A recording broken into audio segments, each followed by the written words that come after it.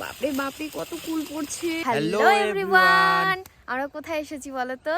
ওই দেখো, ওই যে দেখো কুলের গাছ, এত পরিমাণে পাকা পাকা কুল, ও মাই গড, মানে মনটা খুশ হয়ে যাচ্ছে, খুশ।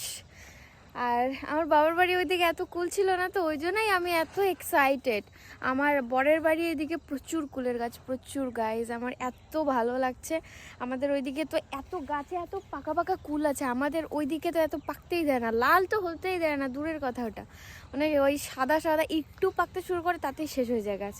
তো এত ভালো লাগছে। এখন তোমরা ভিডিওটা দেখতে থাকো, একটা মশলাদার টক টক একটা মিনি ব্লগ হতে চলেছে, দেখতে থাকো। এই যে দেখো, ও এখানে এখন, বাপরে বাপরে কত কুল পড়ছে, কত কুল গাছ, দেখো দেখো দেখো দেখো কত কুল, কত কুল গাছ দেখো পড়লো, কুড়াতে হবে। আর জায়গাটা বেশ পরিষ্কার, মানে জমি হয় এটা, তো সেই জন্য কোনো অসুবিধা নেই। এই দেখো গাইস, এগুলা অনেকগুলো পড়েছে, এগুলো কুড়া। কি লাগলো?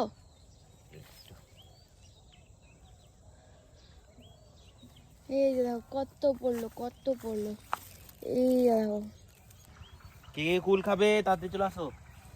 এই যে দেখো আমাদের ভান্ডার, কুল কুড়ানো হচ্ছে। এই যে দেখো কতগুলো কুল, আর কুল মাখা করবো, চলো।